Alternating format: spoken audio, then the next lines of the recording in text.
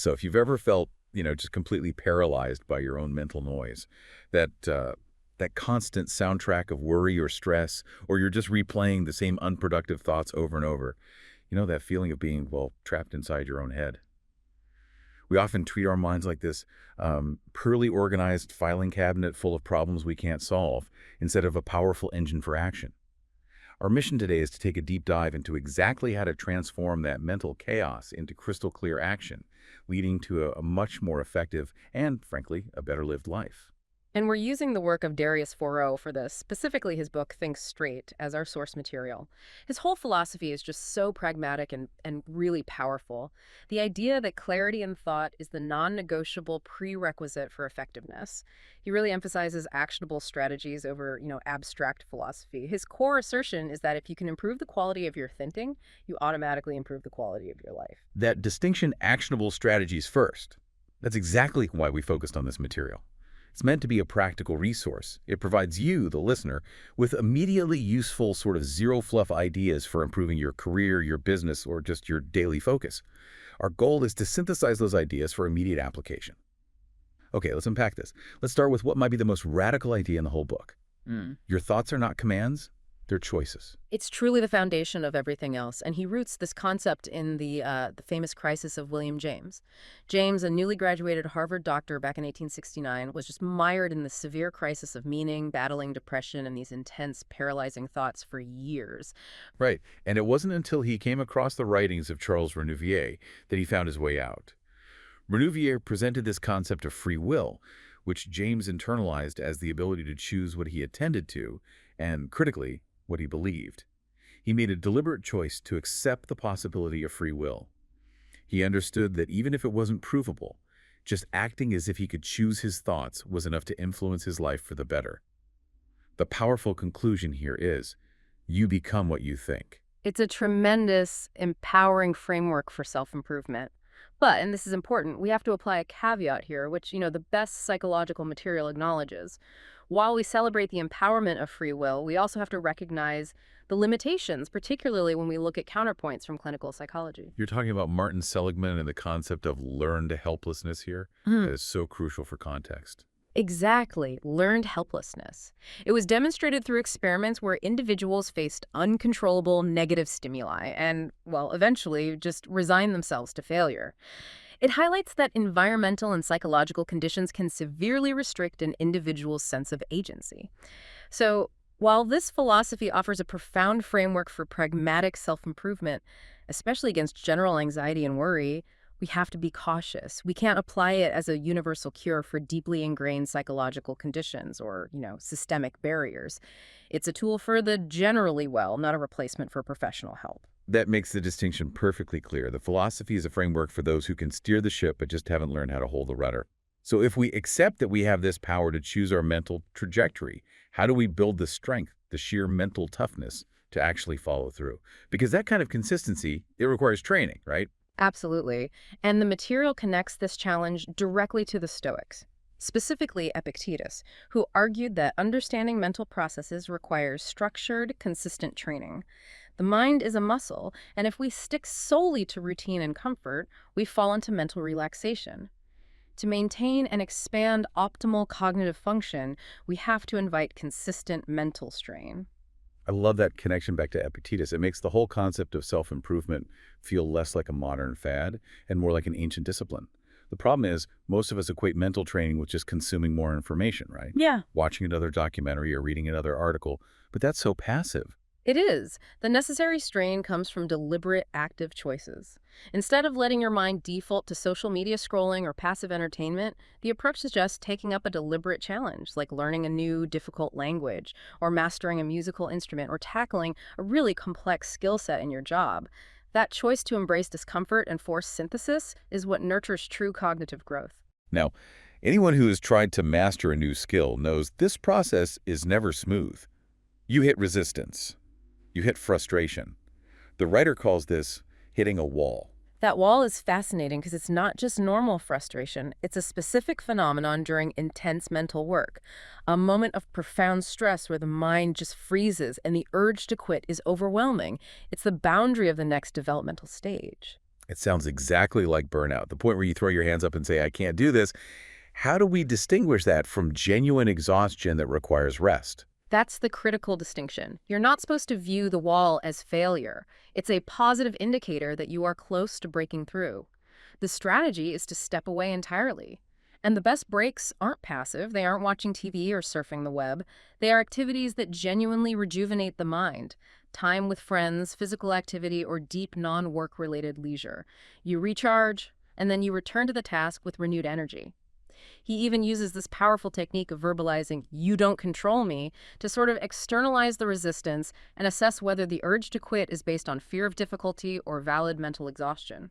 That technique of externalizing self-doubt is brilliant for regaining clarity. Now, once we have a mind trained for clarity, we have to deploy it in the real world, and the world rarely follows the straight line path we assume it will. We're taught to think success is linear. A leads to B, and B is C, so A leads directly to C. That linear mindset is what leads to catastrophic, unproductive assumptions. He realized this early on. He followed the conventional path, believing a college degree was the guarantee of job security. But in the modern economy, the market doesn't reward the paper. It rewards competence. So if we strip away the credentialism, skills, the ability to provide proficiency and value to others, that becomes the true predictor of career success. This acceptance of the truth forces us to realize that achieving major goals, whether it's launching a successful career or starting a business, involves numerous detours, unexpected failures, and pivoting.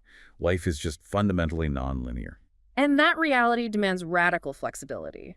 When he decided to pursue real estate investing, his initial conventional goal was to target high-pressure, high-capital markets like London or Amsterdam. He quickly realized that his capital limits made that path impossible in the short term. Instead of stubbornly trying to force that specific door open, he pivoted entirely. He did. He adapted the goal, sought out favorable, less competitive opportunities in his hometown, and acquired his first property in just 2 months. It's the difference between being married to the destination versus being married to the direction. That approach of stepping back is what he terms taking a helicopter view. When you're trapped deep inside the maze of conventional thinking, focusing only on the next turn, you can't see that the solution might be outside the boundaries you've mentally constructed. You have to force yourself to step back and survey the landscape. It's a deliberate cognitive exercise. It's actively asking, is there a simpler, easier, or less conventional way to achieve the outcome, even if the path looks entirely different than I imagined? Taking that deliberate helicopter view requires a commitment to slowing down, which brings us to the necessity of details and battling impatience. We live in a world that valorizes speed, but speed often bypasses logic. This is where we run straight into cognitive biases. Since Tversky and Kahneman's groundbreaking work in the 70s, we understand these are systematic thinking errors, mental shortcuts that color our perceptions and lead to illogical decisions. We don't see reality objectively. We see it through a filter built by our past experiences. And if we look at a bias like attentional bias, that filter can be deeply negative. Attentional bias means that if you're predisposed to negative thoughts, you'll actively seek out and notice negative perceptions of reality. You're just confirming your existing negative view. You see what you expect to see. And if you layer impatience on top of that, you're making fast decisions based on flawed, biased data. That's why thinkers like Derek Sivers advocate for slow thinking. The rapid response is rarely the correct response. It's usually an outdated, emotional, knee-jerk reaction. Every quick reply is a missed opportunity for deeper, clearer reflection. We trade speed for quality, and sometimes that cost is catastrophic. The cost can be profound, and the material gives a staggering example of this lesson learned firsthand. It does. The writer admitted to years of prioritizing completion over quality. This mindset came to a halt following a specific, very expensive error. Due to rushing and failing to double-check the recipient's information, he mistakenly sent a highly sensitive, signed $150,000 business contract to the wrong individual. Wow. That small oversight had a massive consequence. Not just financially, but I imagine strategically. Yeah. Trust was broken. Precisely. The deal was lost, and the experience cemented a new ethos. It is fundamentally better not to undertake a task at all than to execute it poorly. That commitment to detail required a complete reevaluation of his work process, which he applied to the writing of the book itself. It took a meticulous 15 months. The message is simple. Continuous improvement requires constantly revisiting and refining the small, overlooked details. So we need to slow down and we need to be detail-oriented, but how do we prevent this focus on complexity from leading to mental overload? We need tools for processing large, complex ideas without getting lost in, verbose descriptions. This leads us to the power of visualization of thinking beyond words. He suggests a technique called draw your thoughts. We know that before language was standardized, communication was visual, and thinkers like Leonardo da Vinci relied heavily on sketching and diagrams to document and develop his complex ideas. And this isn't about artistic talent, is it? No, not at all. Drawing frees the mind from constant internal verbalization. It forces structure.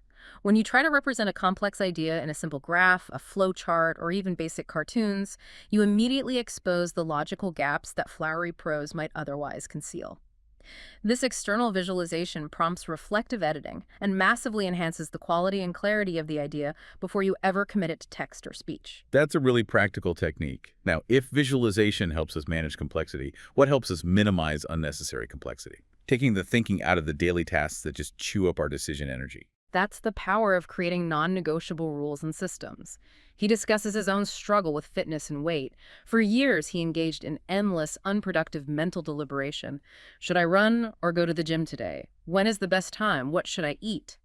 This deliberation was exhausting, led to decision fatigue, and ultimately to failure. He recognized that the constant need to decide was the problem itself. He took the thinking out of the equation entirely. He replaced that exhaustive deliberation with basic, non-negotiable rules. Exercise at least 30 minutes every day and avoid all junk food.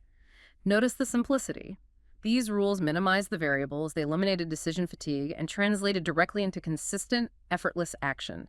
If the rule is non-negotiable, you just stop wasting energy deciding whether or not to abide by it. All of these actionable strategies, from free will to embracing systems, they loop back to the core philosophical root of this material: pragmatism. Absolutely. Pragmatism, which William James championed, argues that the truth of an idea is determined by its practical consequence. Since absolute, objective proof is often unattainable in life, our decisions have to be based on the best current understanding available. If an idea works, if it creates tangible, positive value, then it holds practical truth. And James gave us one of the most powerful examples of this principle in action: valuing contribution over his own ego. Indeed. In 1898, James publicly promoted Charles Sanders Peirce as the founder of pragmatism, even though James was the vastly more successful academic, and Peirce was, well, living in poverty. James valued the utility of Peirce's concept enough to champion it. He critiqued scientists who dwelled on abstract theories without creating tangible, practical impact in the world. That commitment to practical impact is beautifully captured in the quote attributed to James, which serves as the ultimate moral compass for this entire deep dive. The greatest use of a life is to spend it on something that will outlast it.